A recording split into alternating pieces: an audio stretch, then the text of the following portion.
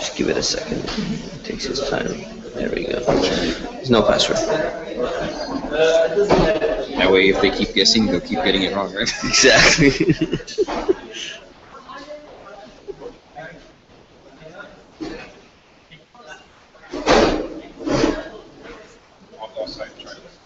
Sure.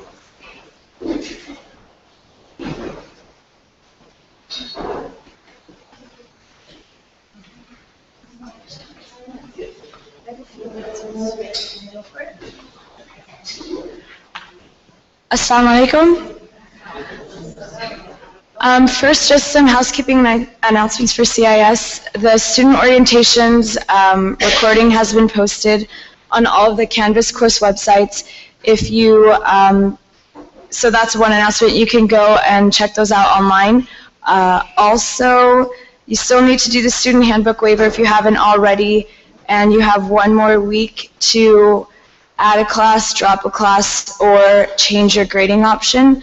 Also, an announcement from the masjid is that they're having a new Muslims dinner on February 1st, and if you want more information, go online to the IOC website and you can register there. That's it.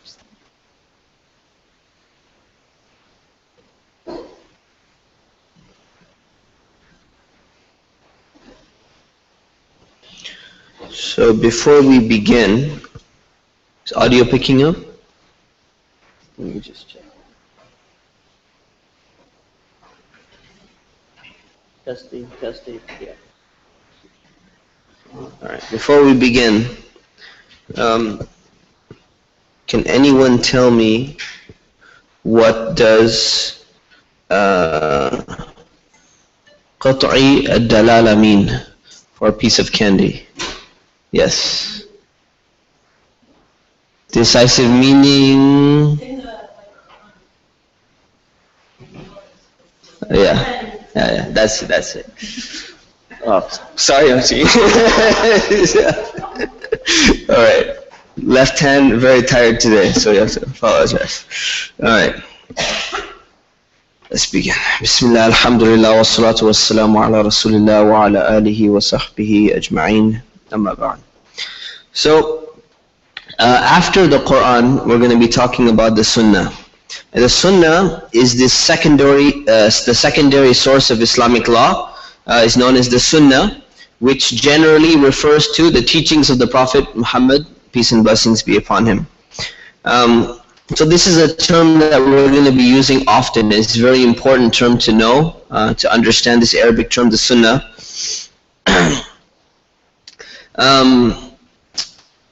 But this term is oftentimes misused, and it's used in a context where it gives this false sense or this false meaning of what the Sunnah actually is. So the term Sunnah is thrown around a lot by a lot of people, by a lot of different Muslims, and it's very important. It's very important to understand that we need to have a clear, understanding of what this word means, in which context we're using it. So, in our context of Islamic law, in this class, when it comes to the principles of Islamic law, we're using the term Sunnah in something which is a teaching of the Prophet, peace be upon him, that he said in his capacity as a messenger, as the messenger of Allah. And we're going to discuss this point further, but when you say that something's a teaching of the Prophet, peace be upon him, it's actually on par with the Quran itself.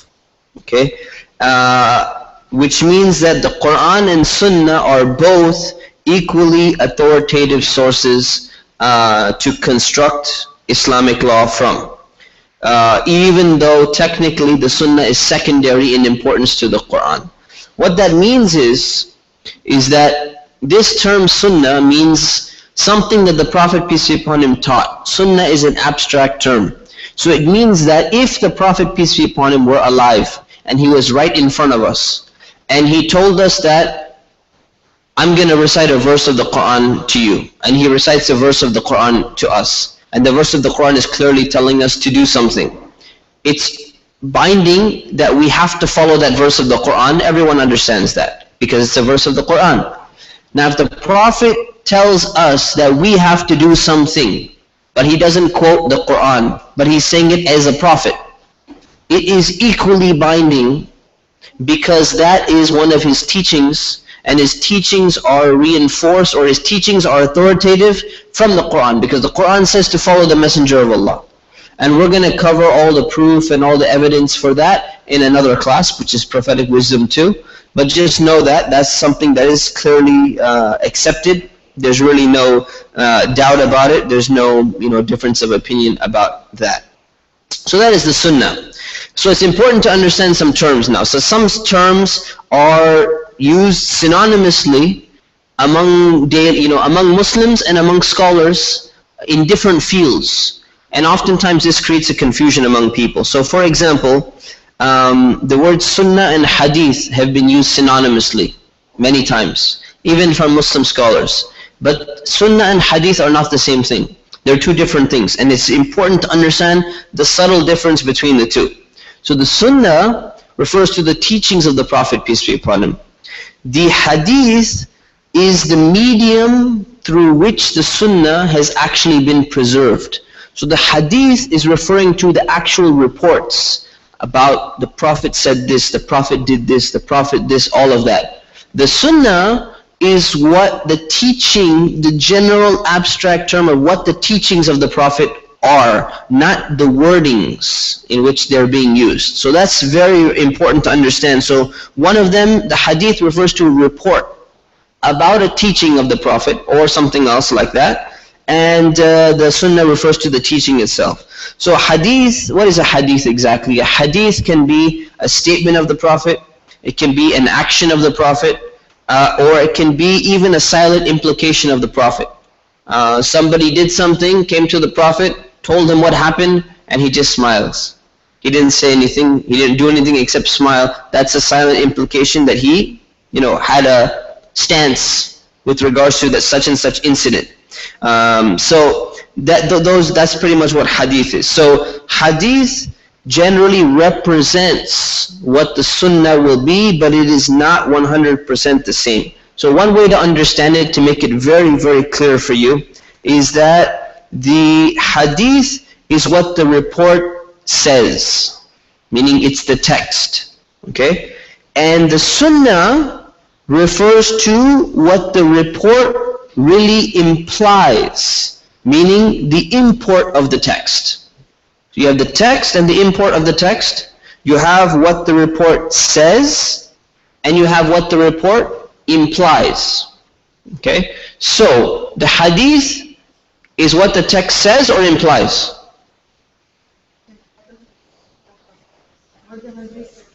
What the text says. And the Sunnah is what the text implies. This is the difference between the two, and it's very important to understand the difference here. Okay? We're going to go through a ton of examples right now. Yeah, we're going to go through a bunch of examples. So in Islamic law, okay, in Islamic law, when we study the science of fiqh, which we covered in Islamic law 1 and Islamic law 2, oftentimes the word sunnah has the meaning of recommended. So you say, for example, this prayer, right, that's being prayed after after Zuhr, for example, we pray 2 units or we pray 4 units. Before Fajr prayer, we pray 2 units or we pray 2 units, right? You say, oh, that's Sunnah prayer, right? So Sunnah prayer in this context, in the context of Islamic law or fiqh, right? It means that it's something which is recommended, right? But something which is required is also Sunnah from the context in which we're referring to here, which means it's a teaching of the Prophet. Because praying the 2 mandatory units of prayer at Fajr is also a teaching of the Prophet. So they're both teachings of the Prophet. So they're both Sunnah technically, but we're using the term Sunnah in 2 different ways. So in one way, if we use the term Sunnah, the 2 recommended units of prayer for Fajr is established by the teaching of the Prophet, so it's Sunnah. And the 2 obligatory ones are established by the teaching of the Prophet, so they're also Sunnah. But if you look at, when you study Islamic law, usually these other terms are thrown around like Sunnah, Mustahab, and adab. There's a ton of different terms that scholars use to refer to something which is recommended, meaning it's not obligatory. So don't confuse these two terms. So when your mind is in the field of Islamic law, and you use the word sunnah in the context of, oh, this is sunnah, it's not fard. This is sunnah, it's not wajib. That meaning of sunnah means you're using the word sunnah as recommended. When you come now to this subject, this term sunnah is being recommended has no meaning here. Sunnah refers to the teachings of the Prophet, peace be upon him. That's as a source of law. So it's something completely different. So sometimes, one term can mean 2 or 3 or 4 different things, depending on the context in which you're using it. Be very clear about the context. Okay, is that pretty understood here? Inshallah. Okay, alhamdulillah. So this is a restricted technical term in the field of Islamic law. We're not referring to that term right now. Okay, any clarity on that? You're pretty clear? Yes. Related to it, directly related to it. Yes.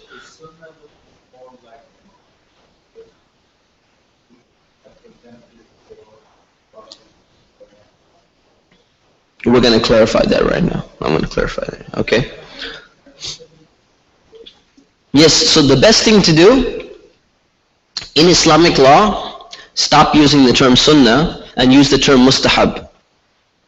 That's where it should be clarified. So the real problem exists in the field of Islamic law. It doesn't exist in the field, in this subject, which is the principles of Islamic law. 2 different subjects. So in this field, use the term sunnah. In the other field, stop using the word sunnah and saying, this is my mustahab prayer, or this is my recommended prayer, or this is my whatever prayer. So that will remove some of the confusion if we do that, But once you study it, you'll know who's using what. It's very easy. Once you study it, you can tell when this person says the word sunnah, you know exactly if they mean it this way or they mean it that way. Alright? But for the average person, you don't want to confuse them. So that could be a recommended thing. So let's take a look at some of the categories of the sunnah. So we talked about this being preserved. Okay, so that slide's done. Okay, so yeah, the slides are somehow messed up here, but don't worry. You downloaded the slides. I'm sure some of you have downloaded all the slides which were there. Were they there? They weren't there? Okay, that's very unfortunate. Hold on.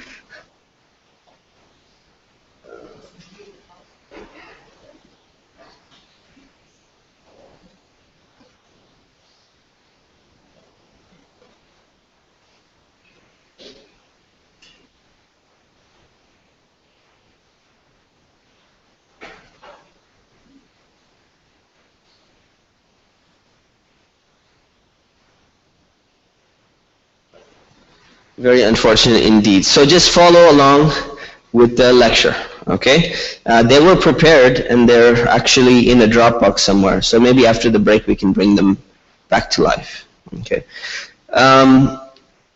So let's see, where are we? Categories of sunnah. Okay, so different categories of sunnah.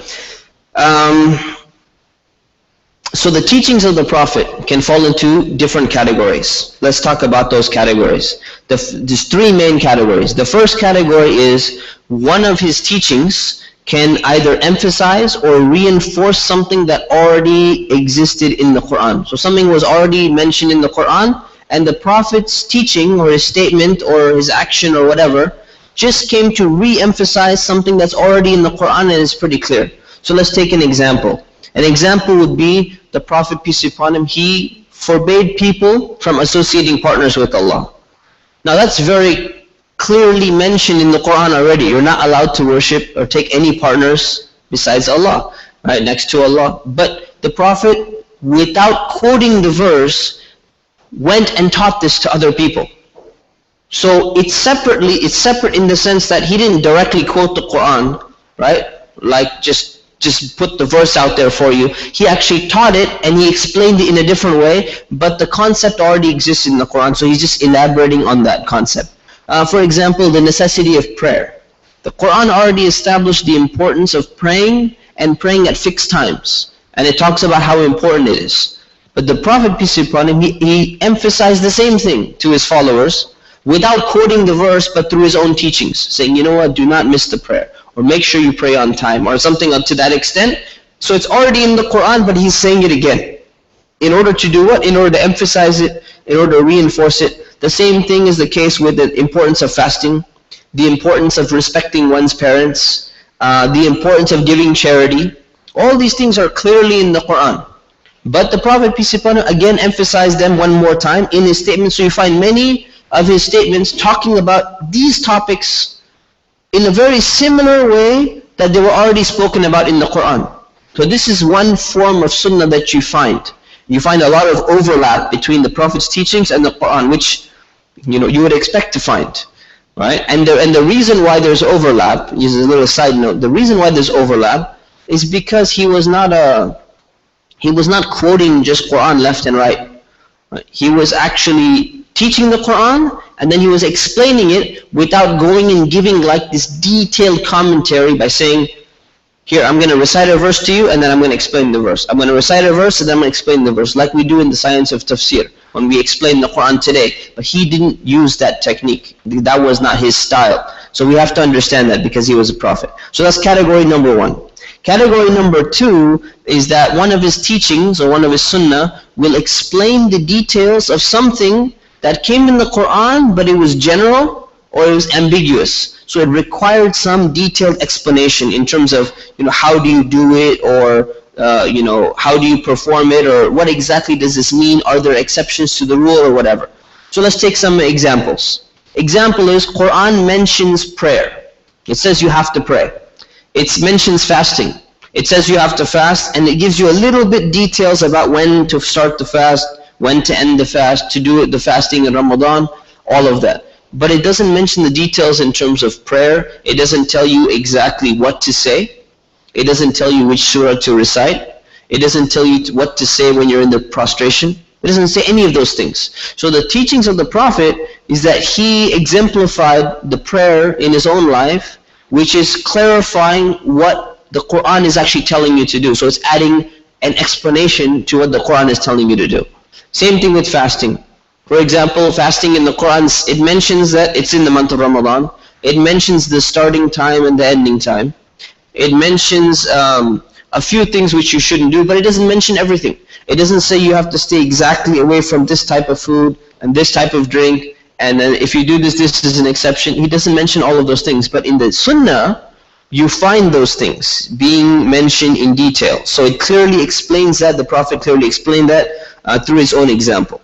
Some other things which are general in the Quran, for example, he put some exceptions to the rule, such as the Quran says you are obligated to pray and you're obligated to fast.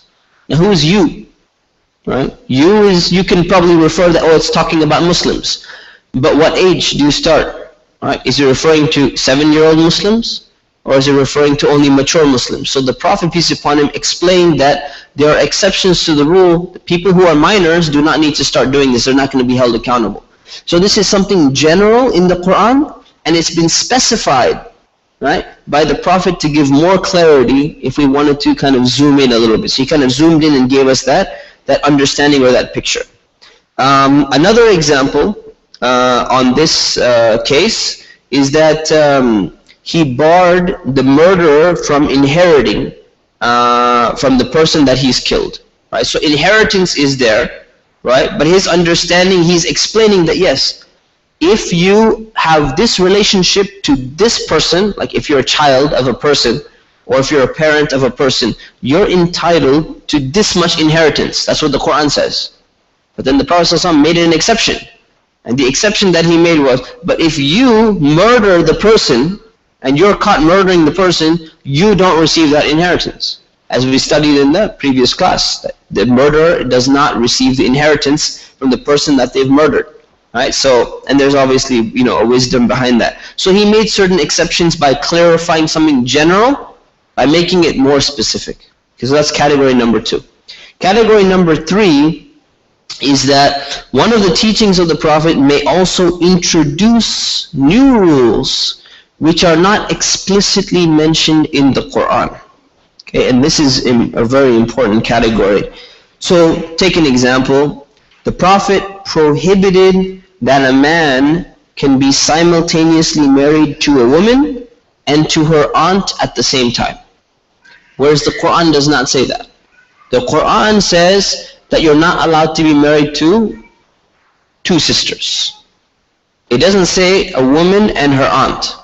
But what the Prophet, peace be upon him, did by applying an analogy, saying that a woman and her aunt are very similar in the same circumstance as two sisters are in terms of how close the relationship is. Therefore, these are also this type of marriage to two of these is also prohibited for you, but the prohibition is based on the Sunnah rather than the Quran. Now obviously the Sunnah is based on the Quran through an analogy, but the Quran doesn't explicitly say that this is also prohibited. It gives you the general rule that two sisters should not be married to one man at the same time. Okay, so this is one example. Another example that he gave was, he said that people who use the same wet nurse, meaning they breastfeed, when they're children from the same woman, they're considered family members. And therefore they're prohibited to be married to each other. What we call foster brothers and sisters, or foster parents. Well, the term foster is a very bad translation actually.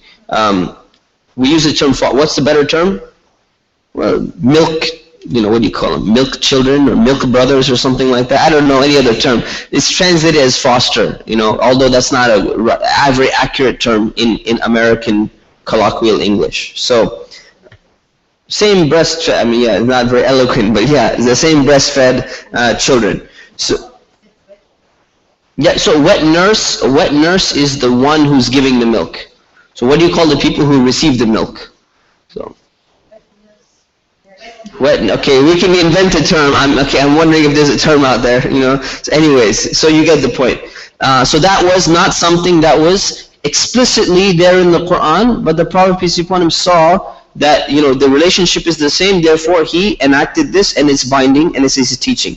Another thing is he forbade the consumption of certain types of animals which were not explicitly mentioned in the Quran. Certain predatory animals which go and eat like dead meat, and the carnivorous animals. Now where did he build that upon? All of this is not just coming out of nowhere. The Quran forbids food that is harmful for you or that is filthy. So his explanation of that verse is that these animals are falling into that verse. So he's making this thing. So he introduced this rule. He forbade men to wear gold and forbade men to wear silk, even though it's not explicitly mentioned in the Quran. He introduced a special charity that's known as Zakatul Fitr or Sadaqatul Fitr, which takes place right after the month of Ramadan on the day of Eid. He introduced the right of preemption on property. So that's not clearly in the Quran, but this is from the Sunnah. He allowed the grandmother to get a share of inheritance, although the grandmother is not explicitly mentioned in the Quran. So the thing is, all of these things, these are just some of the examples here. All of these things, they're not new rules that the Prophet is just coming up out of nowhere. He's not just making up this rule because he feels like it. Okay, first of all, he's a prophet. Okay, second of all, so if he was going to make a mistake, or if he did something just randomly, Allah would have corrected him. Right, number one. Number two, he's not just getting this out of nowhere or receiving direct revelation. He's basing this upon either some type of analogy of the Quran, his understanding of the Quran, which his understanding of the Quran is protected. Because if he made a mistake in understanding the Quran, Allah would have corrected him. Otherwise, he wouldn't be a prophet, right? The message wouldn't reach anybody. So these are either analogies made by him, or they're his application of the general principles which are there in the Quran.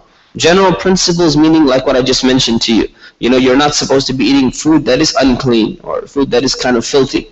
So this is his specification or interpretation of what type of food is filthy or unclean in a religious sense, not in a personal sense. Okay?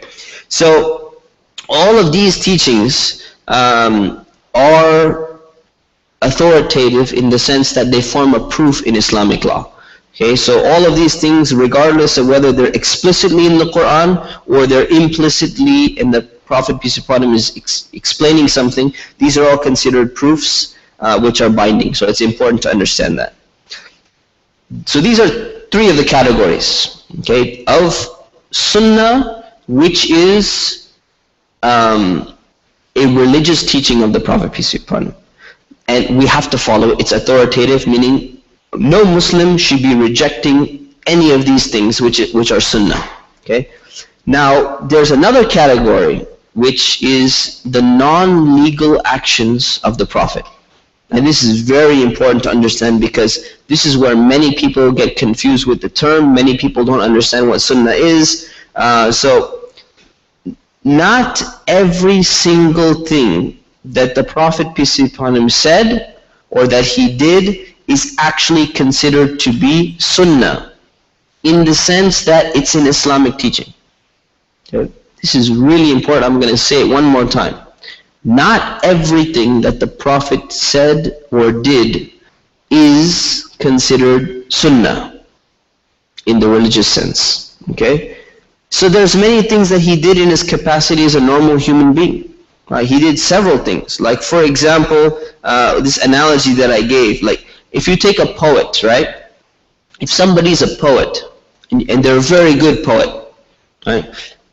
Do they speak the language as well? Let's say they're an English poet. Do they speak English language? Right? Obviously. When they're having a conversation with somebody, are they still considered to be a poet? Yes. Are they reciting poetry during the conversation? No. So the conversation itself is not poetry, yet the person still remains a poet. Likewise, a prophet, when they're doing something that is not prophetic, in the sense that they're not acting in their capacity as a prophet, they're still a prophet, but what they're doing is not prophetic, which means it's not sunnah or it's not religiously binding, right? So let's take a few examples, right? When you understand sunnah refers to what he taught in his function as the messenger of Allah, then there's a lot of things, like the way that the Prophet ﷺ breathed, for example. The amount of time that he inhaled and then he exhaled. That's a human act, right? If you say, no, it's sunnah to even do that too. So I'm going to try to pinpoint exactly what that was, and we're going to try to align our breath with his breath. That's really taking it pretty, to an extreme. So no one did that. So there are things which he did outside. So if we understand that, then we can move on. If somebody misunderstands this point, and they think that everything that the Prophet did was 100% an example for other people, then what we would find the Muslim community doing is a number of things. Number one, everyone would start delaying getting married until the age of 25. Because that's when he got married. Right? So if you're 23 and you want to get married, you say, you know what, I can't because it's sunnah to get married at the age of 25. I got 2 more years to go. I can get engaged to you right now, which obviously is against the sunnah because he didn't get engaged at the age of 23. But I'll get engaged to you now, and hopefully you can wait 2 years for me. I want to follow the sunnah. It can be very problematic, and no one has ever done that, right? But if someone understood that concept, and I've heard this being tossed around, I've heard the idea being tossed around, that it's sunnah to get married at the age of 25. Anyone heard that? No one has ever heard this before? Anyone? Raise your hand if you've heard that it's sunnah to get married at the age of 25. One person. Only one person? Okay. I think if I recall, I actually got married at the age of 25, which is really cool. But anyway, but obviously that doesn't help. So, age of 25. Okay, somebody, if you wanted to take it all the way, literally, you could say that, you know what? My intention is I'm only going to live in either the city of Mecca or Medina. Because that's where the Prophet, peace be upon him, lived. And I want to follow the sunnah. And if that's what the sunnah is, then I should be living in either Mecca or Medina. Now the problem is, you're not likely to even get a visa to be able to live there, let alone citizenship. So now you can't even follow the sunnah. And imagine the entire Muslim world, right? How many people? 1.57 billion according to Pew Research Center. They all moved to Mecca and Medina to follow the sunnah. What would happen? You can't. It's impossible, right? You can't have 1 billion people in these 2 cities. So even if you hypothetically said that it's sunnah, it could never happen. It's just unfathomable. It's just something that can never happen, right? If someone wanted to take it more, literally as well, they could say, hey, I'm going to ride, a camel. I'm going to ride a donkey because that's what the Prophet rode instead of my car. So it's sunnah to ride a camel. Therefore, we're going to go ahead and ride a camel. Has anyone heard this before? Heard it. Right? Not just instead of the car, but I know people who say, I just want to, ride a camel one day in my life because it's sunnah. Not necessarily sunnah in the sense, right? So we have to understand that as well. Another example is wearing a turban, for example. So wearing a turban is something that the Prophet peace be upon him did. But is it sunnah or is it not sunnah? That's something that we're probably going to be discussing in more detail. Preferring to eat shoulder meat, right? The shoulder meat of the camel was the Prophet's favorite food. It's the favorite part of the meat that he liked. Now imagine if everybody liked the same part. No one will be eating it. Everyone wants to follow sunnah. What you'd have is a bunch of camel meat left over that's not part of the shoulder.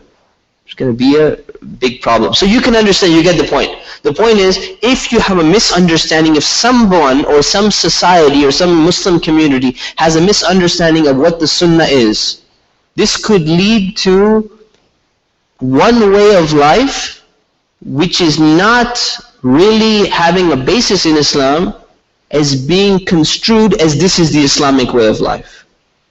See that? That is very problematic. So it's very important to understand this concept well.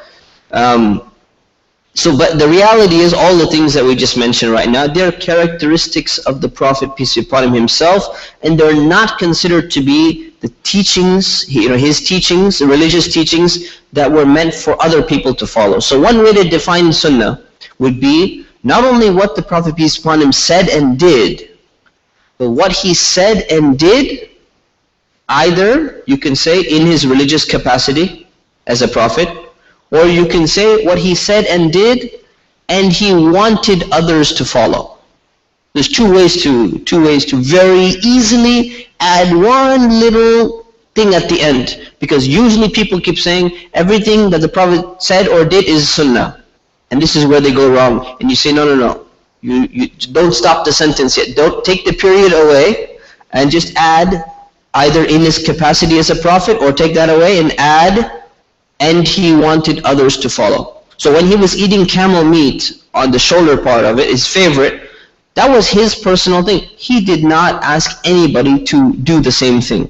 When he was living in Medina, under context, that he did not want all the people in Yemen to move to Medina. He did not ask the people who were living in Bahrain to move to Medina. He did not ask the people who were living in Tabuk or in Khaybar or in any other region to move back to Medina and stay there. So this is a very important thing to understand. So there are 5 categories, actually. 5 categories of actions that he did or said which are not examples to be emulated. There's actually more categories of what you don't emulate than there are categories of the other 3. That's just in the division. That doesn't mean in terms of the number of things, in the division. So number 1, his natural activities. So the Prophet, peace be upon him's natural activities are not designed to be emulated. Okay? So for example, the way that the Prophet, peace be upon him, chose to dress, meaning the exact style of clothing, its measurement, its coarseness, the type of fabric that was used in his clothing and everything is something natural. And in fact, I don't think I've ever met a single person, maybe I've met a person who thought that they were trying to do it, but someone who really claims that they're following exactly the dress of the Prophet, peace be upon him, in terms of the fabric and the style and everything, is very rare, because they did not have combed cotton or polyester that they were using as fabric material. Right? That's not that fabric was not even available. And usually what you find in most fabrics is what? You find cotton, and you find polyester, and you find rayon, and you find what other materials are there? Nylon and cashmere, cashmere, and that's about it, right? Mainly, yeah, That's about it. That's coming to my mind. So these are all things. Okay. So the way that specifically the way the Prophet ﷺ chose to dress, his favorite colors. Right? So his favorite colors that he's choosing is not necessary. That's his own natural activity. His favorite food that he's eating is a natural activity. The way in which he walks is his natural activity. His style of speech is natural activity. The way that he sits, etc. These are all things which are natural and personal activities of the Prophet, peace be upon him, which most of his companions around him that loved him the most did not even attempt to copy. So you do not find that he wore one color one day and all of a sudden all his best, closest companions, they all started wearing the exact same color. You don't find that taking place. Right? So that's something to understand. So for example, let's take an example. It's authentically reported in a very authentic hadith that Abu Musa al-Ash'ari, one of the companions, may Allah be pleased with him, he said, I saw the Prophet eating chicken. And this is in Bukhari, which is a very authentic book. So the hadith, this is a hadith. So the hadith is where someone is saying, I saw the Prophet eating chicken. Now, does it mean that someone who does not eat chicken has neglected the sunnah and therefore they're doing something that's wrong? No, it can't be. Does it mean the opposite? That if you're eating chicken and say, man, I'm following the sunnah, that you're being rewarded by Allah for eating chicken? That would be very good for a chicken business, right? To put this up there. But you can't make that argument. You can't make that claim. That's eating chicken is a sunnah. Okay? So this is important to understand. So the answer is no. These are things that he did in his personal capacity. And look at the blessing of this. This is actually a blessing from Allah, that we don't have to emulate these things. Why? Because it allows people to have their own personalities. People talk in different ways. Some people have, high-pitched voice. Some people have deeper voice. Some people speak slower. Some people speak faster. Some people use more hand gestures. Some people use less hand gesture. It gives you a little sense of personality. You're allowed to have your own tastes. Right? One example actually would have been a good example to put in here. One of the companions, Khalid ibn al-Walid, he came to the Prophet, he was sitting with the Prophet, and the Prophet, peace be upon him, he didn't want to eat a certain type of lizard, type of, iguana type of lizard type of food that was there. And he says, no, I don't want it. So then Khalid, he thought for a moment, he said, is this haram? Is this prohibited? We're not allowed to eat this? He said, no, it's not prohibited. He just said, this is not the food of my people. Meaning in a nice way, he was saying, I find this to be disgusting. I don't like this food. So he said, is it okay if I eat it? He said, yeah, no problem. And he ate that whole thing. He really enjoyed that food. So he is allowed to have his own taste. He didn't have to give up his own taste and all of a sudden modify his taste to exactly what the taste or personality of the Prophet, peace be upon him, was. So this is a very important point to understand. But then there's a caveat, there's a however here. However, there are some natural activities of the Prophet, peace be upon him, which he actually wanted other people to follow. So just because it's not that it's a natural activity that we're not supposed to follow it, it's the fact that it's a natural activity which he never taught that it needs to be followed. But if he did something and he taught that it's supposed to be followed, then it does become a sunnah. So for example, growing a beard is something which he not only did, but he taught. The way in which he used to go to the bathroom, use the toilet or use the bathroom, is not only what he did, but he taught it. Eating with the right hand, etc. So if somebody says, well, these were just natural activities of the Prophet. No. When you study the hadith and you study Islamic law and the sources and everything, you realize that not only did he do it, but there are indications that he wanted other people to do it as well. So there's two categories here. One of them is what he did. One of them was what he did and he wanted other people to actually do in this category. Now there's another thing to understand, and that is, so there has to be additional evidence for that one to elevate it to the status of sunnah. Now if somebody tries to emulate the Prophet in things that he did which were not sunnah, right? So let's say you try to follow the Prophet by wearing a turban. You try to follow the Prophet by, let's say you read a report about his life that he used to walk in a certain way. It says that he used to walk in a way in which it looked like he was walking like down the stairs or something like that, walking in a downward fashion. Right? Let's say you followed that, and the reason why you did it is not because you're a fanatic or not because you don't know what sunnah means. Right? You understand what sunnah is, but you did it out of your love for the Prophet, peace be upon him. Would you get rewarded for that? And the answer is yes, it's hoped, inshallah, that you will be rewarded for that, but you're not rewarded for the action itself. You're rewarded for manifesting your love for the Prophet, peace be upon him. And that's very important to understand, because it means that no one can go and criticize somebody else for manifesting their love for the Prophet in a different way. You understand? And this is a very relevant point here, because we're in the month of Rabi al-Awwal. And many people there's this whole issue about celebrating the birthday of the Prophet or not to celebrate the birthday, and then there's accusations thrown against people who choose not to celebrate, or let's say they slip their mind, for example. So how could you forget? You don't manifest your love of the Prophet or something like that. The thing is, the love of the Prophet is not something that can be measured in concrete terms. And this is a perfect example of it. Some people will do this out of their love for the Prophet, and that's one way of manifesting it. Another person may write a poem in praise of the Prophet. That's another way of manifesting love. Another person will do something else to manifest their love. So this is not something that we can pass judgment on other people about, because love is not something that can be measured. Right? If it could be measured, then it's a whole other issue. So it's not something that can be measured, okay? So hopefully this point is clear. Point number 2, the things that the Prophet did in his capacity as a leader are not always considered to be a sunnah and therefore binding. So for example, certain decisions were made by the Prophet and they're not binding for future generations because he only did it in his capacity as a leader, and it was relevant to that circumstance and that particular time as he was a leader.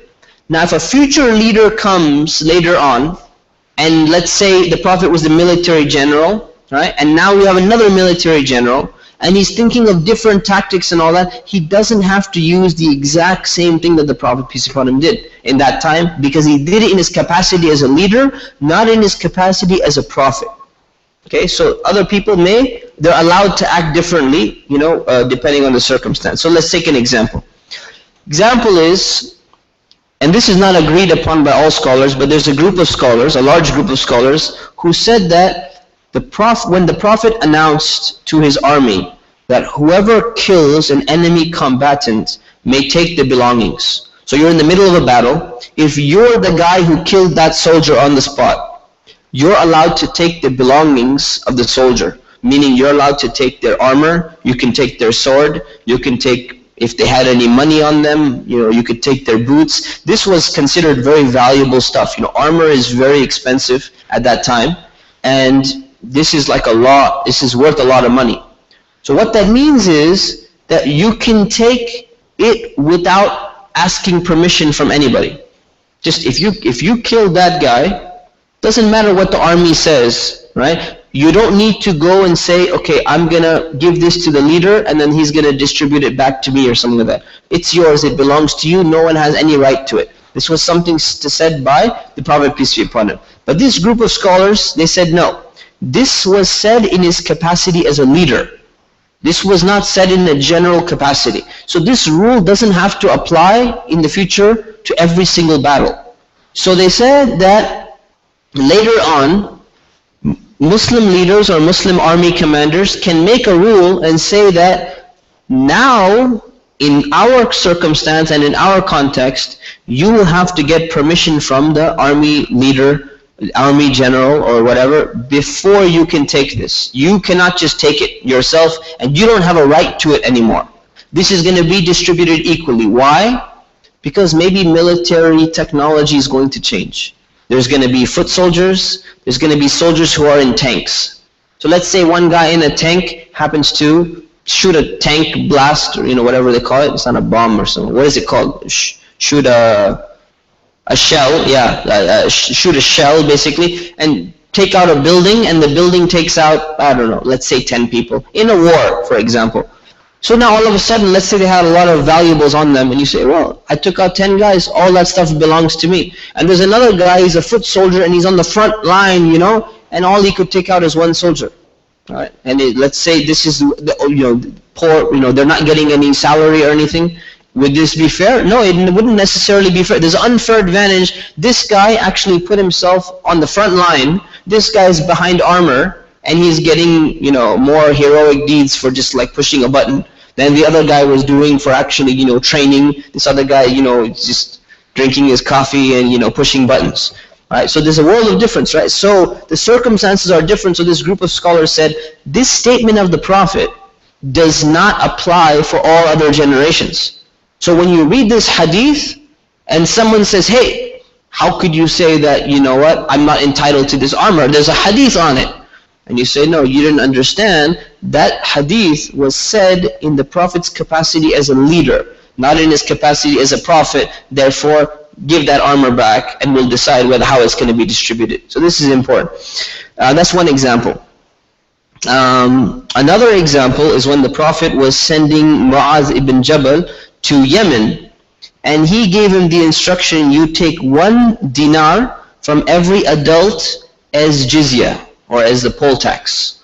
So this is the instruction he gave to Mu'adh, but this was done in his capacity as a leader. And Umar, the second Khalifa, he understood this, and he applied different rates to different people, as we saw in the Islamic history class. Right? He did not have this standard of 1 dinar.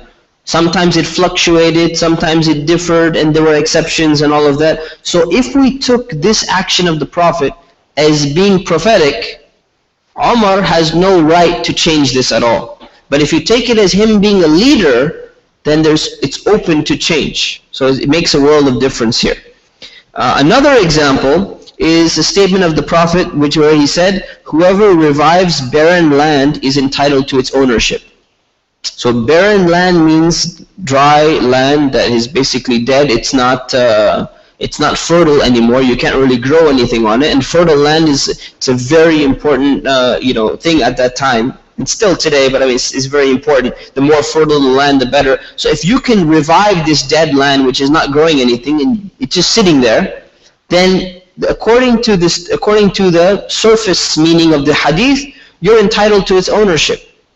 So you're driving down the 15 freeway, going past Temecula, and all of a sudden you see some land. This is all dead. No one lives here. No one even drives here. No one has any of this thing. If I can figure out a way to make this land do something, it belongs to me now, right? And I'm gonna claim it.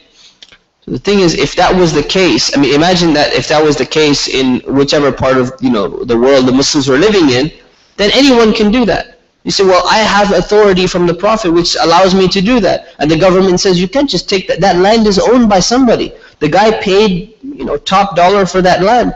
You say, no. The hadith gives me the green light to go ahead and take this land is mine now. Right? So the thing is, how do you understand it? If you understand that he said it as a leader, it's not a general rule anymore.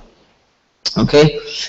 So you have to ask the local government's permission whether or not you're allowed to take that land. So that's category number 2, what he said in his capacity as a leader. Number 3, what he did in his capacity as a judge, or what he said in his capacity as a judge. Okay? So, obviously people would get into conflicts, they would get into quarrels, they would sometimes not know what's right, what's wrong, so they would go to the Prophet, peace be upon him, for judgment. Like oftentimes, 2 of your friends, they get into a dispute or something, say, hey, which one of us is right? So they go to one of their friends and they say, hey, you judge between us, does this guy have to pay me my money now because he said he's going to pay me at this point in time?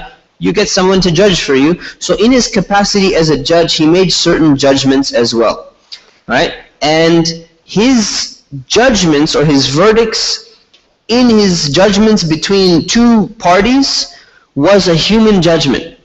So it was based upon what seemed to be apparent. So two people come to you and one guy convinces you that, you know what, this person, took my money and he did this and he did that, and the other guy is there and you ask the other guy, what do you say? And he's like, I don't care.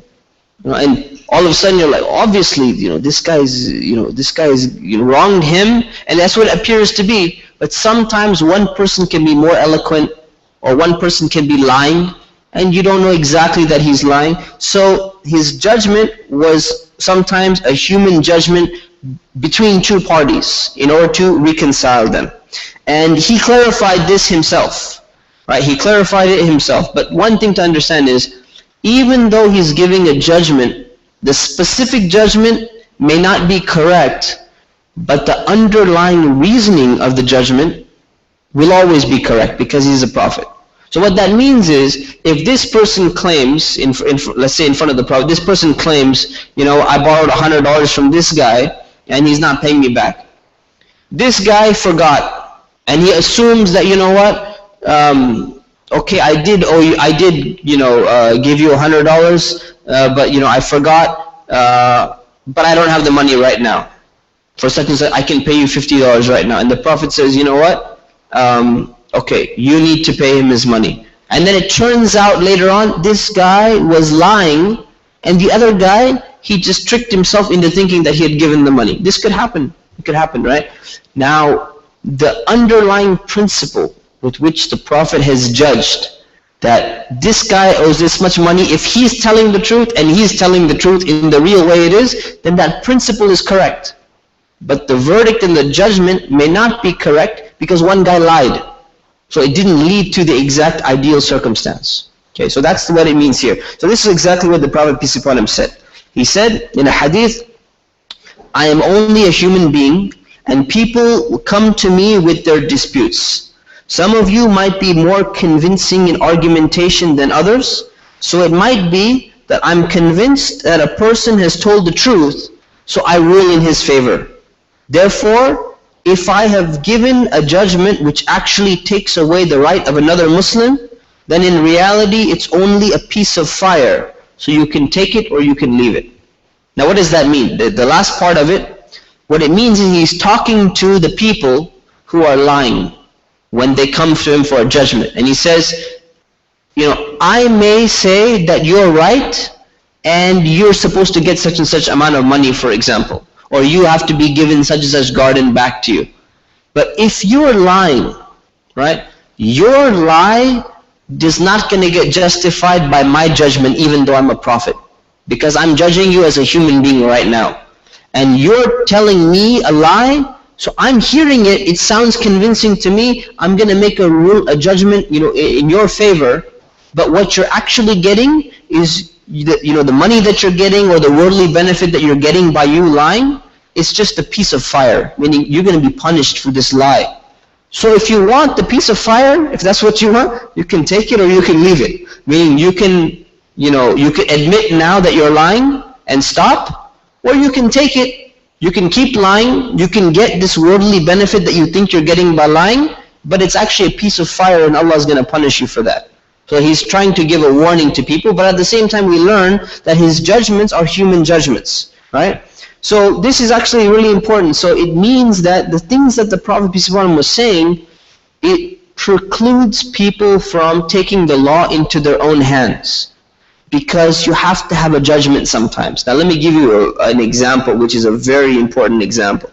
So Hind is the wife of Abu Sufyan. They both accepted Islam later on. So she complained to the Prophet. She went to the Prophet and she complained to the Prophet. She said, my husband is a very wealthy man. And Abu Sufyan was a very well-known person. We studied that in the life of the Prophet. So she complained that, he's a very wealthy man, but he's so miserly. He's so cheap. He doesn't give us anything. I have a child, and we have children, and, this and that. He's not giving us any money or anything. This is unjust, Can't you, get him to give us some money? I mean, what kind of rich person doesn't give, his own family and his own wife some money? So the Prophet ruled in her favor, and he said in hadith, he said, take whatever is sufficient for you and your family, according to custom. Meaning, take from his money. So he didn't go and call Abu Sufyan and say, hey, start spending on her, or give her a salary or something. He told her, you can take whatever you need for yourself and for your family according to custom. So there's two things. Number one, it's a good thing he said according to custom. Otherwise he said, oh, what's necessary for me and my family?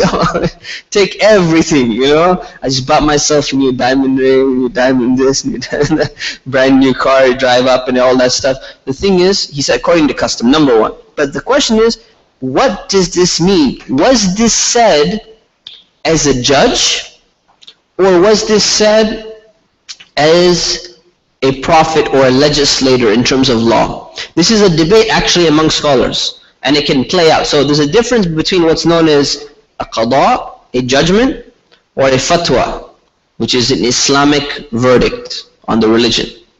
So if somebody says this is a fatwa, right, this means that it's general in its application to everybody across the board.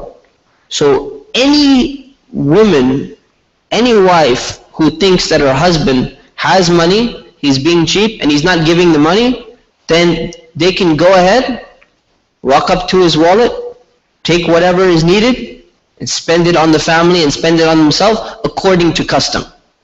Right? Meaning, take the law into their own hands, and they have the right to do it because that's what the Prophet just gave her the green light to do. Take things into your own hands and go ahead and take some of his money. It's okay for you, if you understand it as being a fatwa. If you understand it as being a qada or a judgment, it means that the Prophet knew Abu Sufyan very well. He knew his character, he knew how much money he had, he knew Hind, he knew the woman, he heard her story, he knows the details of their family circumstances. He knows exactly that she is telling the truth.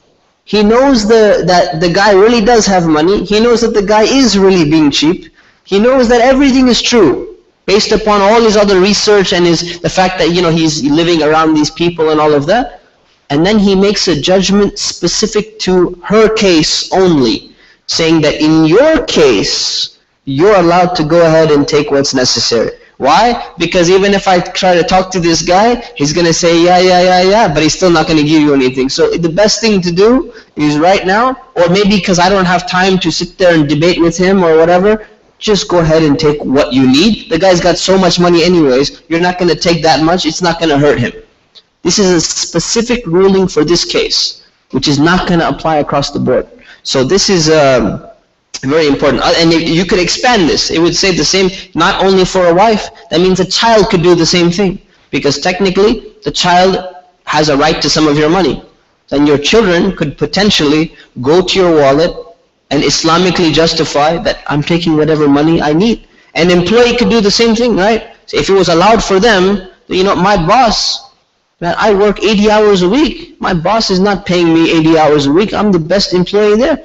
I deserve a raise, but they're not giving it to me. So, that cash box over there, yeah, that's technically, I deserve that. So you take the cash. Can you see the problem with justifying these things? Someone could come and make some kind of justification here if you don't understand the sunnah in its proper context. So it's very important to understand that what is a ruling or what the Prophet peace upon him did in his capacity as a judge.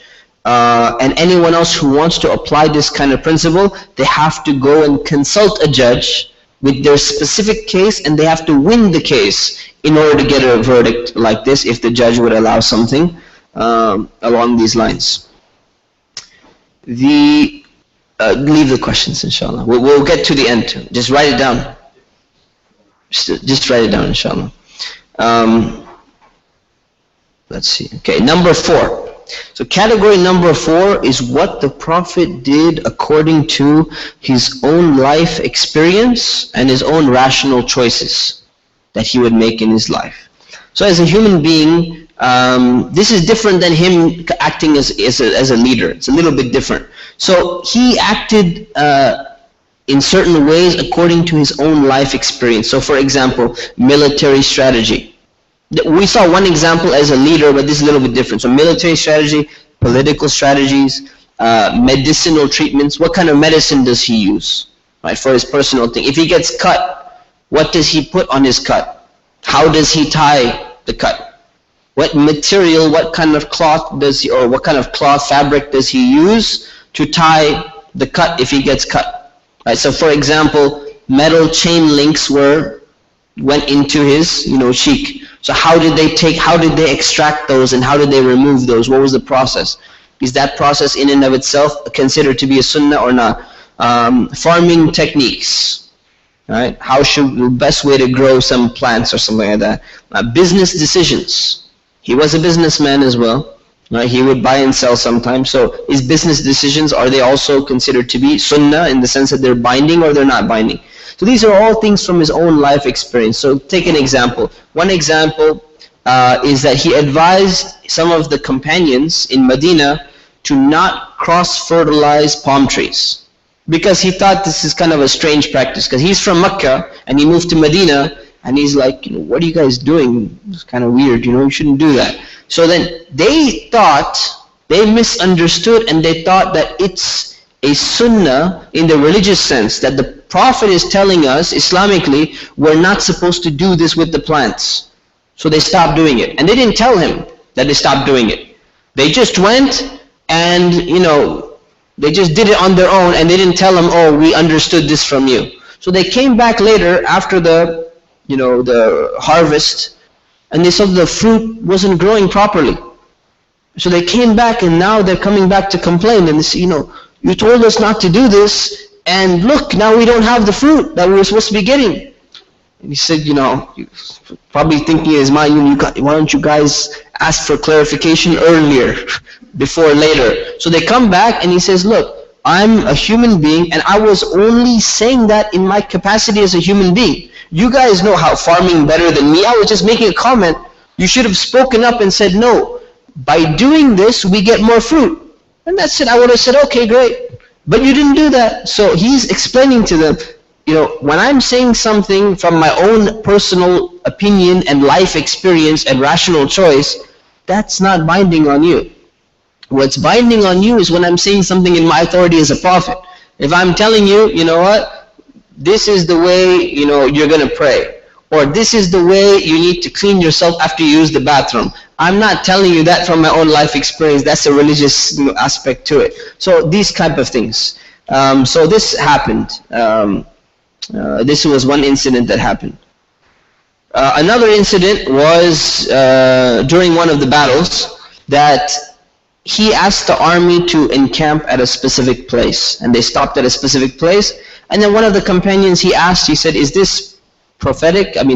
Do we have to stop exactly here according to Allah? Is this what Allah wants? Or is this just your personal military strategy? He said, this is my personal strategy. So then the companion said, well, I advise that we move to a different location.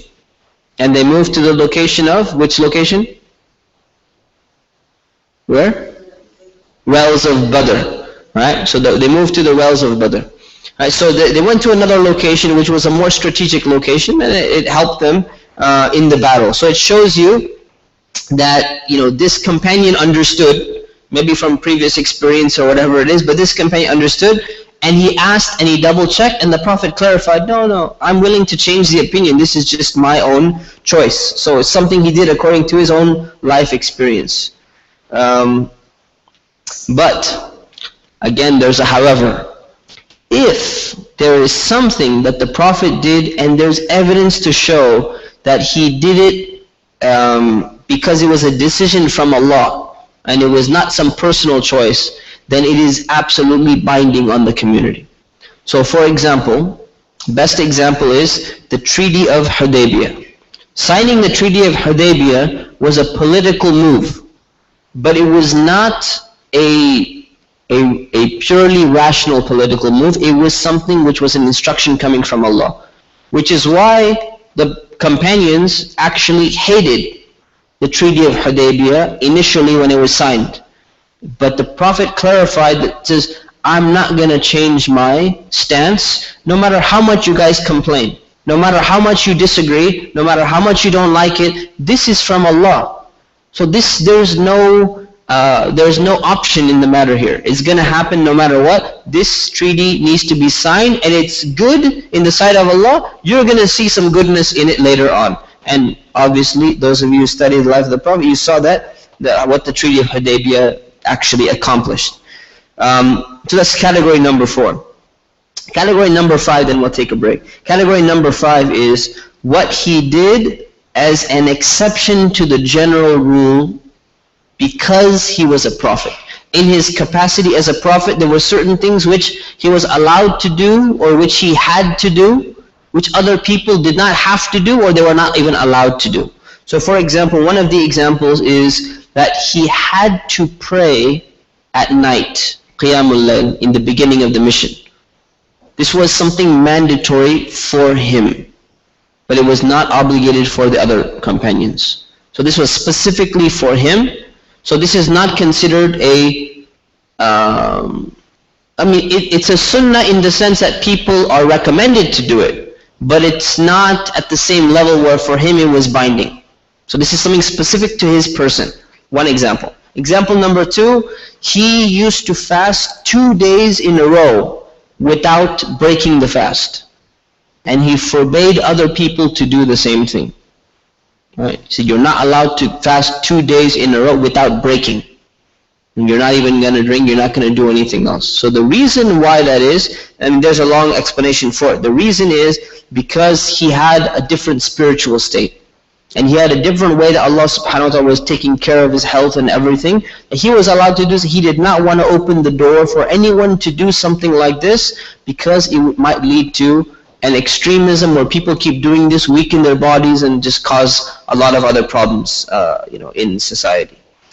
So this is another example. So this is an example of something where he's making, these are 2 examples of things where life is tough, things are tougher for him. On himself, and he doesn't allow this difficulty to be put on other people. And the reason why I mentioned these 2 first, it'll help clarify the 3rd example for some people who still maybe have some doubts in their mind. And the 3rd example is that he simultaneously was allowed to marry more than 4 women at the same time. Whereas the limit and the restriction in the Quran for all the other Muslims was that you're only allowed to have a maximum of 4 wives at one particular time. And the reason obviously was not for his personal pleasure. If you look at the type of women that he was marrying, obviously this is 1, the type of women that he was marrying. 2, the amount, how busy the person was. Obviously he's all over the place. He's doing so many things. Obviously it's not for his personal pleasure, and there's so many other ways to establish that. But it was for his status as a leader actually required that he establish relationships with other tribes, with other people, initially in order to get the message of Islam solidified in that place. Now if somebody says, well, he did this in his capacity as a leader, I have 1 million followers. I'm also in the capacity as a leader, so I'm going to go ahead and do the same thing. No, this was specifically for him. So he did it, but you cannot say or claim that it's a sunnah that other people are supposed to be following this. So we will stop here, and it's 8:55, so we resume back at 9:05, inshallah ta'ala. And we have some coffee in the back, and write all your questions down, and we'll have enough time for questions today, inshallah.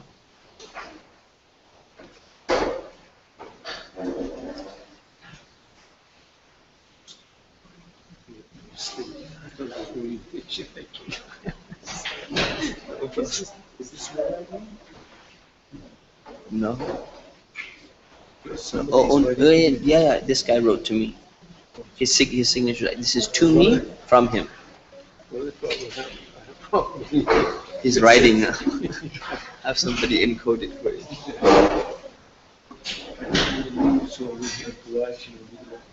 I realized that. No problem, no problem. It's recorded online. It's online, yeah. Thank you.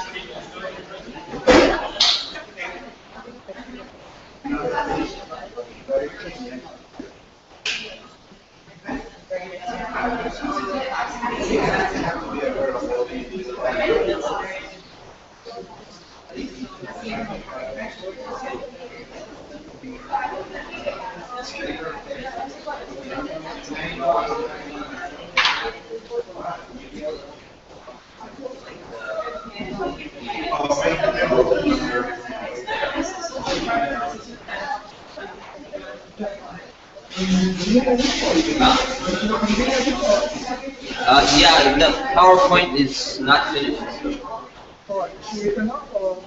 No, it's still live streaming. Yeah, it's still live streaming. So, yeah, we got one viewer still. No, it's not really necessary. You can turn it off. But you see this? This is part of the problem. Microphone is off and it's still picking up sound, which means it's coming from the laptop sound. That's part of the problem. It's not picking up this microphone sound very well. Right? Let me turn this off.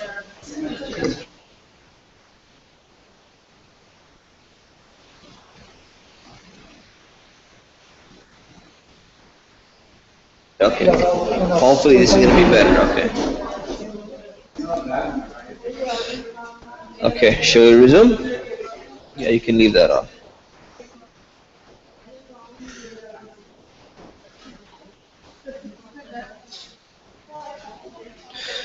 Okay, let's resume.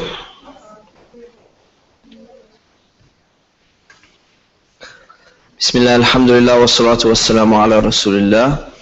So, as we mentioned before a little bit earlier, the vehicle through which the sunnah has been transmitted is called the hadith. The hadith is the report, and the sunnah is the import of the report, right? So, that's the way the sunnah has been preserved through these reports. And obviously these reports are passed on through human beings. One person saying to another person, that person memorizing it, saying to another person, and different people. So the thing is, these reports, they have varying levels of authenticity. Some of them are very highly authentic, some of them are medium, some of them are weak, some of them are really, very weak, some of them are considered fabricated. All of these things are going to be taught in a different class, which is a Prophetic Wisdom 2 class. We're going to talk about all the detailed categories and how we know all of that. But what we should know for now is the highest level of authenticity of any of these hadith reports is known as mutawatir. And mutawatir means something which has continuous or uninterrupted transmission. There's so many people narrated from so many people who narrated from so many people that the Prophet, peace be upon him, said such and such. So even though these mutawatir reports are actually very rare, there's probably less than 100 of them, from an epistemological perspective. And epistemology means how you know something is true or not, or how you categorize it in terms of how true is it. Right? So if your best friend tells you that he went to work today, how much do you really believe that? You believe it 90%, or you know what, he's known to be a liar, so you believe it 80%. His boss told you that he didn't show up. So now who's lying? Is it your friend who's lying, or is it your boss who's lying? It's dropped down to 40%. Right? Or is your friend so trustworthy that it stays up at 95%? Where do you classify it? So that's one of the things where we talk about epistemology. So epistemological perspective, a mutawatir report is almost at the same level of authenticity as a verse of the Quran. Any verse of the Quran. Because we talked about verse of the Quran, right? With regards to their certainty, with regards to its authenticity, it's certain. And the term that we used is, it's qat'i as-thubut. Right? It's, all the verses are there. So the same thing with the mutawatir hadith, it's almost at the same level as a verse of the Quran. But the only problem is, we have so few of these reports. Right? There's not that many of them. But the majority of the other hadith, which are still classified as authentic, or highly authentic, or sahih, right? And there's thousands of them. These ones are classified as probable with regards to their authenticity, or what's known as zanni as-thubut. Okay, so we used the words zanni and qat'i before, we've seen them before, so we're using them again in terms of authenticity. This is what we find, right? So when we looked at the Quran, we said that the verses of the Quran are certain with regards to their transmission and their authenticity, but they are probable with regards to their meanings. When we look at the hadith, the mutawatir ones are exactly the same as the Quran, but the general hadith, most of the hadiths, they are probable with regards to their authenticity, and they're also probable with regards to their meaning. So they're at a different level than the Quran is, and that's the hadith. And that's the difference between sunnah and hadith. So when we said sunnah, I said sunnah is almost at the same level as the Quran in terms of the fact that it's binding, it's authoritative, you need to follow it. But the hadith, because the way it's been transmitted, has this aspect of being probable with regards to its authenticity rather than being certain with regards to its authenticity. But nonetheless, we still should take these things as sunnah in the sense that we're supposed to be following them, we're supposed to be acting upon them if they're authentic enough, unless there's some really good reason to dismiss any of these reports, and we'll be talking about that. So due to the fact that the majority of the hadith, or majority of the sunnah transmission, which is through hadith, is classified as probable, right? In terms of its authenticity, scholars have had different opinions of how to deal with this fact. How do we deal with it, and what do we do with it when it comes to Islamic law? So the details of this is beyond the scope of this class. This is a very, very advanced subject. Unfortunately, many people who graduate from Islamic seminaries are not well versed in this field. And to be very honest, when I graduated as well, I really was not well versed in this field. This was my area of specialization in my master's degree, but this isn't a very advanced topic, but it's a very important topic for today's generation, which what I would call a generation of doubt and skepticism. They're very critical of all of these things.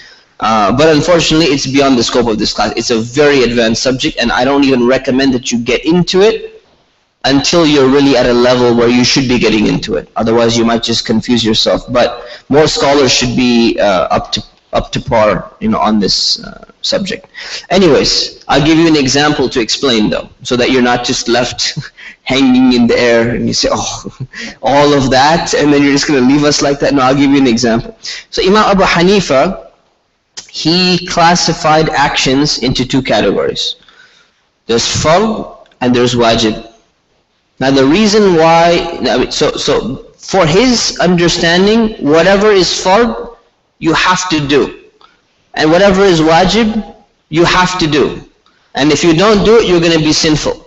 And if you don't do a fard, you're going to be sinful. You say, what's the point of the different terms? The different terms is, the reason why he made a difference is he said, the fard is established through a certain source, meaning either through a mutawatir hadith or through a verse in the Quran. And the wajib is established through a probable source, like a hadith, which is not at the level of mutawatir. So the wajib, in his opinion, is 1 degree weaker than the fard in terms of its status. But from the perspective of, you still got to do it, it's the same. So he realized epistemologically, you need to make this differentiation between these two things. Because there's a minor possibility that there could have been some error in the transmission of that report, even though it's classified as authentic. Therefore, we can't put it in the same category as something that's been established through a verse in the Quran.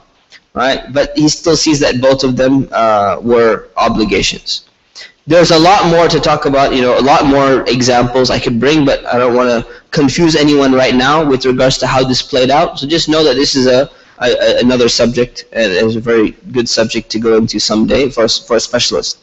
What about the wording of the hadith? So as to the wording of the hadith, in terms of whether it's certain with regards to its meaning or probable with regards to its meaning, as we mentioned, it's just like the Quran. If verses in the Quran are probable with regards to their meaning dhanni, ad-dalala, then the hadith is also in the same category. Some words may have different interpretations, and then we open to different interpretations. So that's obviously going to exist in the hadith the same way that it exists in the sunnah. Okay, so let's move on to another topic now. So that's sunnah. That's all we're going to talk about, sunnah. I'm going to start the next topic and then we'll break for questions. So the next topic, I'll just introduce it. The next topic is what is known as scholarly consensus or ijma'. Ijma' or scholarly consensus is the third source of Islamic law. So the first thing is Quran, the second thing is sunnah, and the third thing is ijma', what's known as scholarly consensus. Now, this scholarly consensus basically is the consensus or the agreement of all expert Muslim scholars, what's termed mujtahids, meaning these are the cream of the crop, these are the best scholars, the most knowledgeable of the time. Right? All of them agreeing on one issue in a particular time. That's what scholarly consensus means. So every single expert in the field of Islamic law, and when I say expert, I don't mean master's degree or PhD, I mean way beyond that, right? Way beyond that. Those people who are like the founders, like Imam Abu Hanifa, Imam Shafi'i, these are known as mujtahids. These are the specialists, right? So when they all agree on one issue in Islamic law that this is recommended, or this is prohibited, or this is required, or something along those lines, this is known as scholarly consensus, and it is a source of Islamic law for many reasons. One of the main reasons why it's a source of Islamic law is because the view of this group of scholars represents the entire Muslim community. So obviously these scholars represent the Muslim community. So this means that the Muslim community as a whole, universally, is agreeing upon one specific thing with no differences of opinion at all. And this is considered to be a proof in Islamic law in and of itself. So if you think about this doctrine, this is a huge blessing from Allah.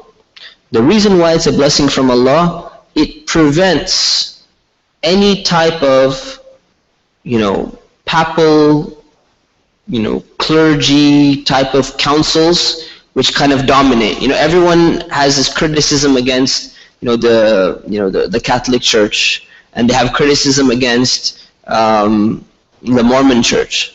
They have criticism against a lot of churches, a lot of different religions where they have this kind of council, or sometimes one person or this council which just makes this decision, and this decision is binding to the extent that this decision represents the Word of God at the same extent.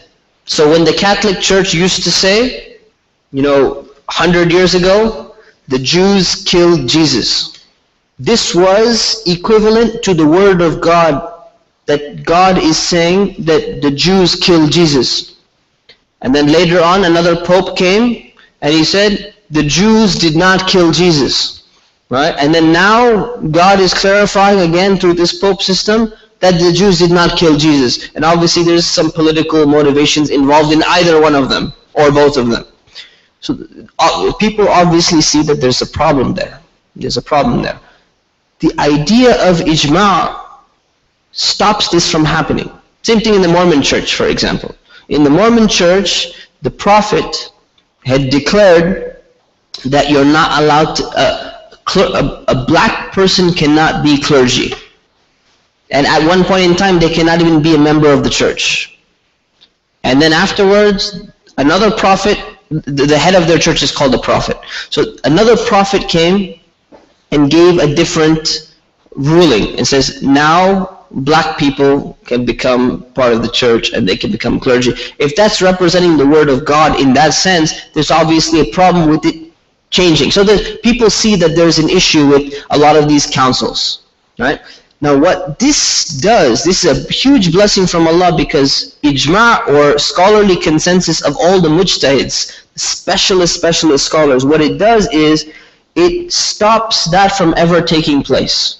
Because the definition of ijma' is every single one of them has to agree on one thing. So if you take 95% of them and you group them into a little council and they all decide upon one thing, and it happens to be that they're all corrupt. Let's say 99% of them are corrupt.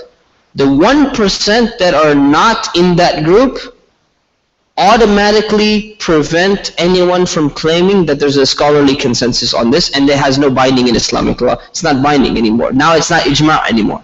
So now what that's doing is it's stopping any idea of this, the fact that you got elected to a council or you got appointed to a council or whatever it is, that does not determine what Islamic law is going to be. Right? So that's why ijma' is a very important idea and a very important proof in Islamic law.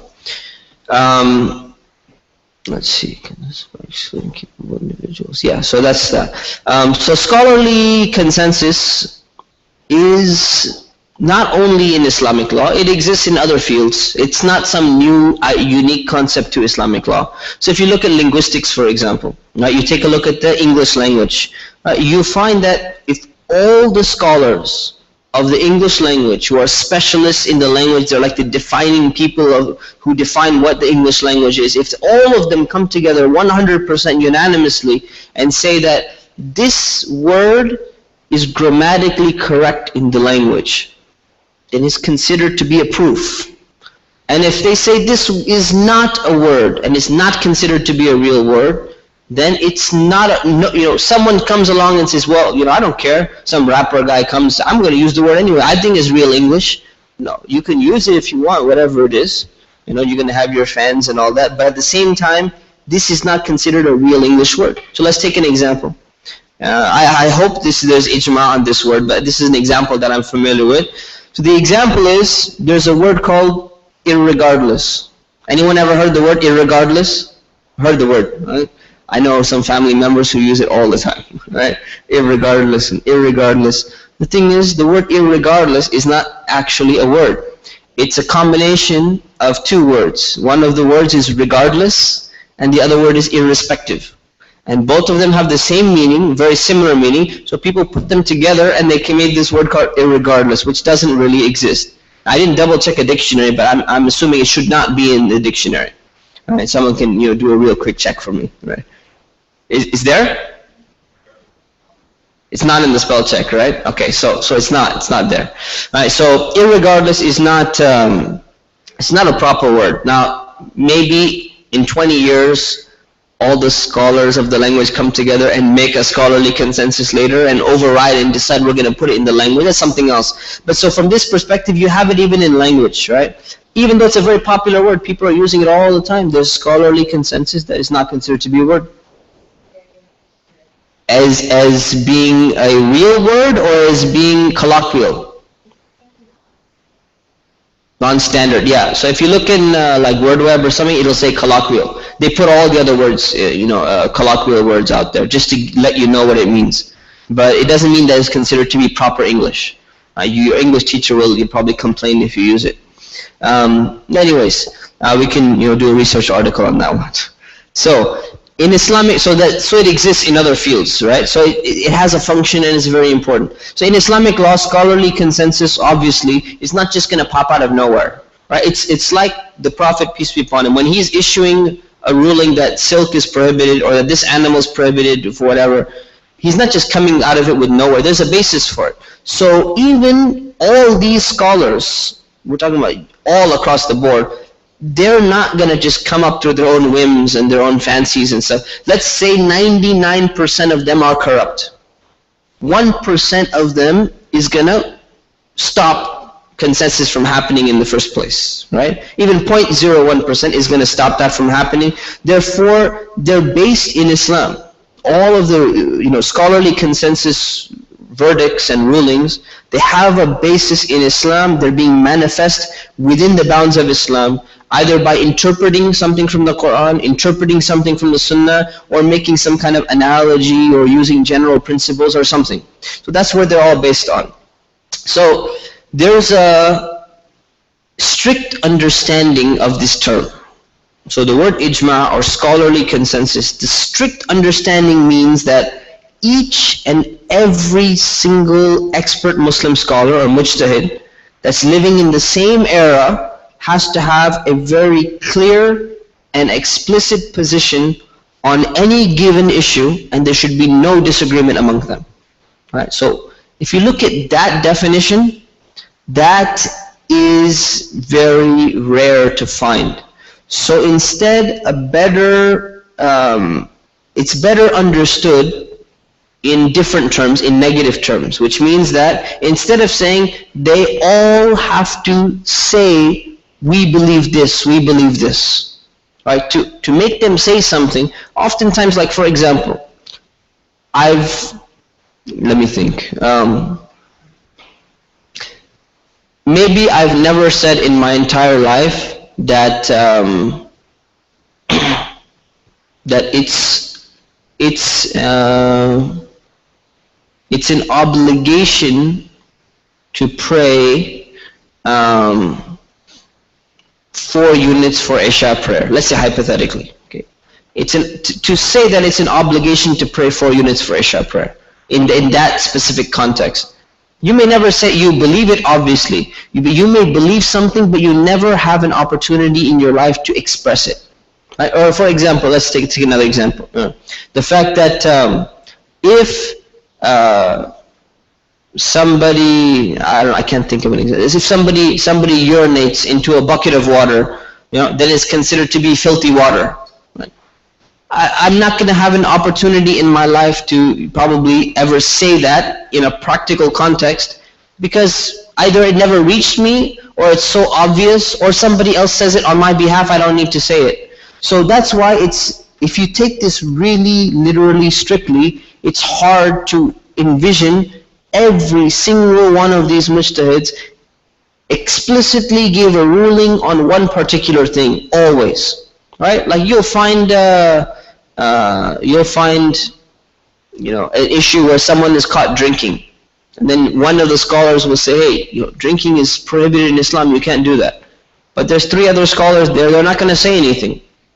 Right? Because they think it's obvious, and one person already said it, there's no need for me to express my opinion. That's why, if you take this some people have taken this too strictly. Right? So the thing is, if you look at it from the negative perspective, in the sense that, very general, there is no disagreement on this issue among the mujtahids, among the specialist scholars. It's a much simpler way. You're not asking and demanding that they say it specifically. You're not saying that you have to say it and you have this much time to say it and you have to say it in this context and you have to do all of that. It just makes life a little bit easier. Okay? So, that's pretty much the definition. So in the realm of the Quran and the Sunnah, what does scholarly consensus do? What it does, and this is a very subtle point, but it's an important point, it identifies which part of the text in the Quran or in the Hadith or the Sunnah is certain with regards to its meaning. Which one is qat'i ad-dalala? So we talked about certain texts are qat'i ad-dalala. How do you know? Right? What if somebody comes along and says, hey, well, we saw the feeding 10 poor people, right? We said the number 10 is qat'i ad-dalala. It's certain with regards to its meaning. 10 means 10. And somebody comes along and says, I don't agree with that, because I've seen the number 10 being used in the Arabic language for meaning 100. I've seen it in some, place. In my village, that's what we use. So therefore, that number 10 for me means 100. Right? The thing is, how everyone would say, come on, man, this 10, it's qat'i, it's certain, it's clear, there's no room for difference of opinion. And the guy says, I don't agree. So what makes it qat'i? It's the scholarly consensus. Right? The scholarly consensus is making it certain, because all the scholars are 100% agreed across the board that this is clear and fixed and there's no difference of opinion on it. So that's what it can do in the realm of the Quran and Sunnah, which means that it follows from that point that the ijma' itself as a proof itself is also qat'i ad-dalala, meaning that it's certain with regards to its meaning. So it's not zanni. Even ijma' as a proof is qat'i. It's certain itself. That's how strong of a proof it is. Right? So there's no room for error in ijma' because it's everyone across the board. Right? Does that make sense? Yeah. We'll take questions at the end. I know it's very... I'm almost done. Okay. So just keep that thought. So the term, unfortunately or fortunately, sometimes the term ijma', the word ijma' or scholarly consensus, has been claimed for cases where there is an agreement by the overwhelming majority of scholars, but it's not a consensus. Right? It's not a consensus. Sometimes when people make this claim that there's an ijma' on something, sometimes the claim is unintentional, meaning that they assume that there's a consensus, but there's no consensus. Right? So they're assuming that, everyone says this is prohibited. Right? Like, I'll give you an example. Right? Controversial example, but this is Islamic Law 3, so we can start getting into controversial things. So, how many of you believe that you have to make wudu before you touch a copy of the Quran? Only one person? Okay. Quite a few. All 4 schools of thought say that it's a requirement, you have to do it. So then someone might say, well, there's ijma', there's consensus that it has to be done. But the reality of the fact is, there's not a consensus on this. It's the vast majority of scholars say this, but it's not a 100% consensus across the board. So even though someone may come and make this claim and say, come on, there's ijma' on this, there's a consensus of scholars on this, in reality, they may assume wrongly that there is a consensus, but in reality they don't know that there was a difference of opinion. So there's no real consensus on it. That's one possibility. So what people should do is, and this is a recommendation of one of the scholars, Imam Ahmad ibn Hanbal, one of the founders of one of the schools of thought, him or his son, I forgot which one. Anyways, he said you should not say that there is scholarly consensus on this issue. Do not say there's ijma on this issue. But change your wording and say, I don't know of any difference of opinion on this issue. It's just more cautious. It's more careful to use that kind of language. Okay? That's one time, that's unintentional. There's another one where sometimes the term ijma or scholarly consensus is intentionally used to mean the overwhelming majority, and it's used in that sense. So even the person who's saying there's ijma, they don't mean ijma in the sense that we just talked about. So when they're saying ijma, they don't mean that it's qat'i, it's certain. They don't mean that there's no room for difference of opinion. But they're using the term qat'i as being synonymous with the vast majority. So they just, we talked about how the word sunnah can be used two ways. The word ijma' can be used two ways, and sometimes it's done intentionally. Sometimes it's done intentionally for reasons. Okay? But when it's used in this sense to refer to the majority, its authority as a proof is not at the same level as the first ijma' that we talked about. Okay, so what's the benefit of having quote-unquote overwhelming majority if it's not a proof?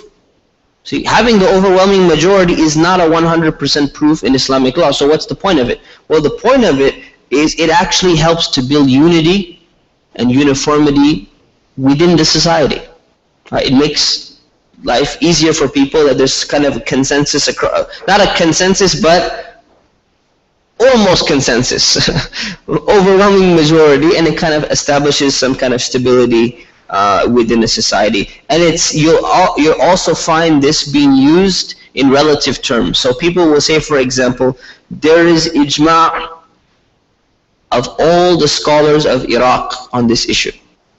Now, ijma' in the strict sense meant universal across the board, every Muslim scholar, mujtahid living in any part of the world, regardless of where they are. But when you say there's ijma' of the scholars of Iraq, you automatically clarify that you're talking about there's no scholar in Iraq that differs, but obviously outside of Iraq there's different opinions. Or ijma' may be used in reference to a particular school. So you say, well, there's ijma' of all the scholars of the Hanafi school, there's ijma' on this issue. Meaning that the scholars of one school agree. Which means that it's not a real ijma', but you're using it in relative terms to mean the majority or all, but within this scope. And the reason for that is to bring uniformity to society, as I mentioned before. So we'll stop here, and next week we'll start going through examples and continue on scholarly consensus. So any questions? Questions? Yes. 2 questions. Yes.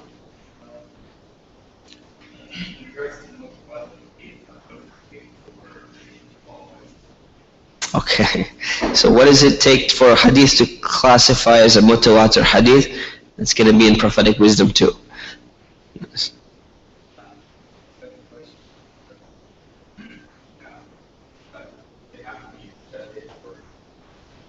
No. So when it comes to ijma' and scholarly consensus, they have to be mujtahid scholars. And mujtahid scholar means that they're the top of the top.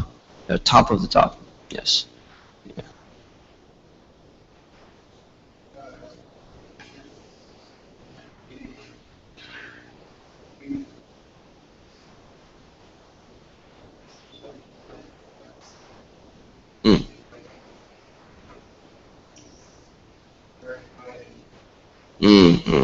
So the thing is, on sighting the moon for Ramadan and all of that, why hasn't there been a scholarly consensus?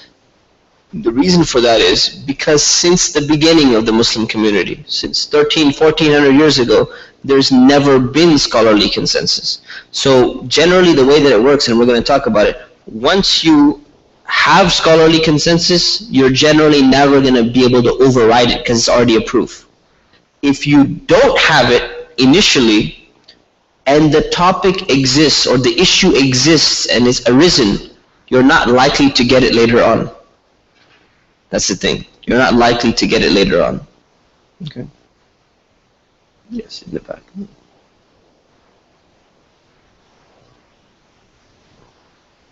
All the examples coming next week. All the examples come next week. Yes.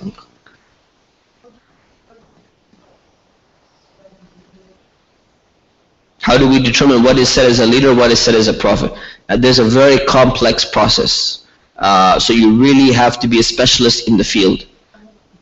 The common man cannot determine. That's why what the common man should be doing is referring to the books of the scholars to see what they've said about it, and the most that they can do is they can kind of see the two arguments between the scholars, or where they were kind of guiding people and saying, hey, this is the scope of interpretation on this, whether it was leader or whether it was not, and they can kind of get a feel for it. But independently, just by looking at it, that's what a mujtahid is. To figure out, to know at that level, just by looking at the text, what it is. That's a really high specialization.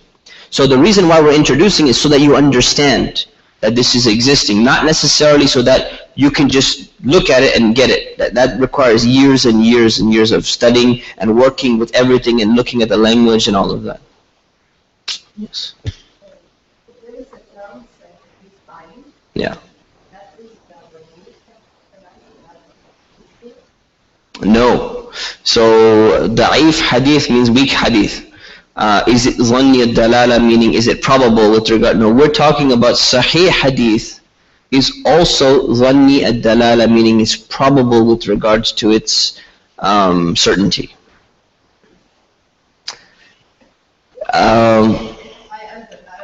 Just understand it this way, is that sahih hadith is not at the same level as Quran in its authenticity. That's why there's a difference.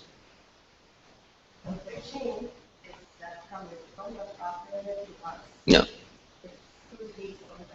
Yes.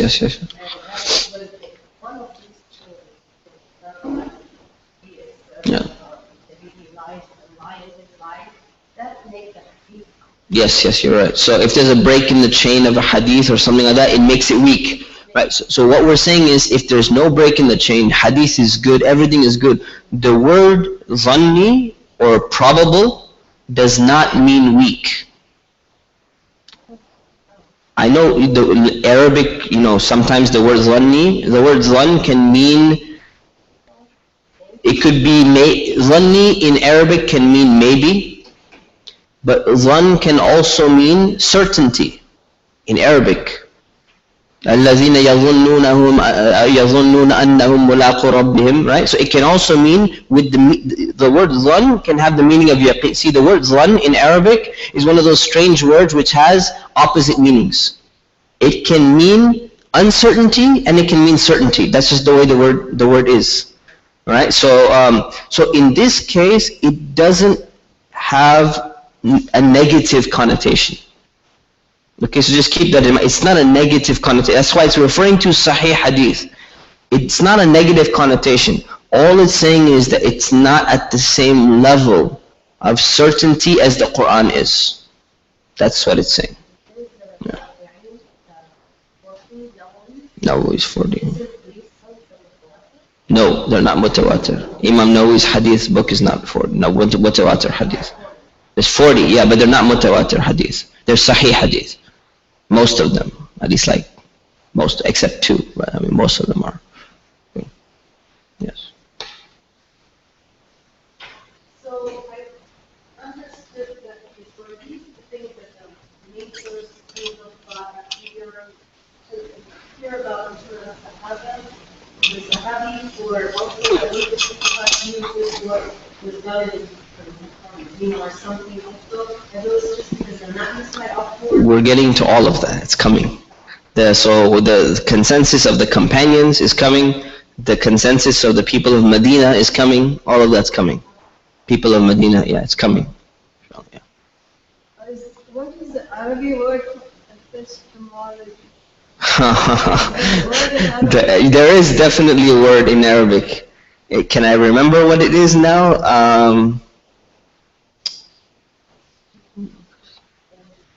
I don't remember. I don't remember. We studied philosophy in Arabic, but I don't remember. Okay, it's a new term though, yeah.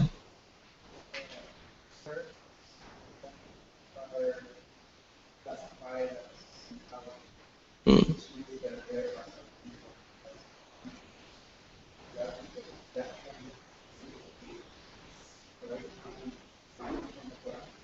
No, so the question is mutawatir hadith at the status that it is because it's specifying something from the Quran?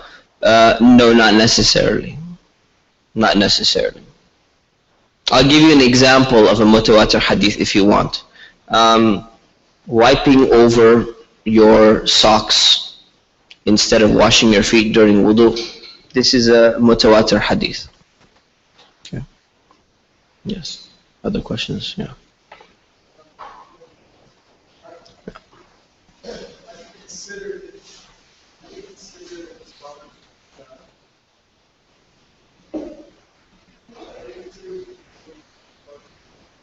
A mujtahid.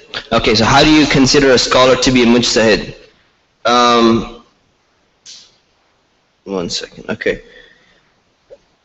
I mean, to be honest, that's beyond the scope of this class. But there is some difference of opinion of what constitutes what a mujtahid really is exactly. But the qualification list is very, very long. It's like you have to be a master of Arabic, a master of tafsir, a master of the hadith sciences, a master of this science, master of fiqh, master of all these different things. That's pretty much how it's classified. It's like just a ton of requirements. Okay. Any other questions? Yes. Yes.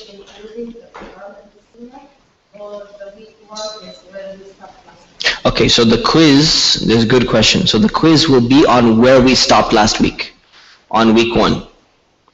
Okay? Yes.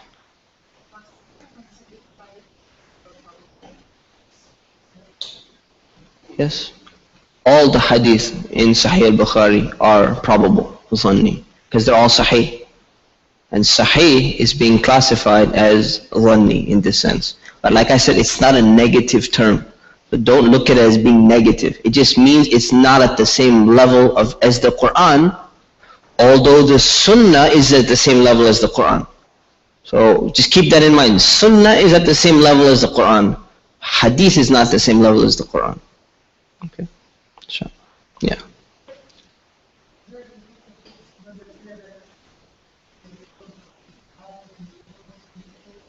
Yeah. Okay, so the question is, have the doors of ijtihad been closed? Meaning, there are no more mujtahids after the 4th century of Hijrah. This is a common claim that's being made, and it's a disputed claim. It doesn't seem logical to you. So, I mean, the thing is, let's just say this. Has anyone claimed to be a mujtahid after the 4th century? Definitely. Definitely. Has everyone accepted their claim? No, not necessarily. There's an interesting story about Imam Suyuti. Many people don't know this actually. Even people who love Imam Suyuti, they don't know this story. So Imam Suyuti claimed to be a mujtahid. Right? He said, I'm 100% mujtahid. I have reached that level. So the other scholars around him, they said, no, we don't accept that you're a mujtahid. So he said, and how do you determine who's a mujtahid? And then they started thinking, how do we figure out exactly? How can you prove that I'm right or to prove that I'm wrong? So they started thinking, and he said, you want me to tell you? He said, okay, tell us. He said, the only way it's going to work is if one mujtahid debates another mujtahid, and you have a third mujtahid judging between them. And then he says, but you know what the problem is? I'm the only mujtahid and you guys are nothing. That's why you can't even argue with me. so you don't even have the right to reject the fact that I'm a mujtahid because you guys admitted that you're not on the level. so anyway, that's so people have made the claim for being mujtahid afterwards. So Allah knows best. Yeah. Okay. Subhanakallahumma wa bihamdik nastaghfiruka wa natubu ilayk. Assalamu alaikum wa rahmatullahi wa barakatuh. We have to or we don't have to? Oh, we need to. Okay.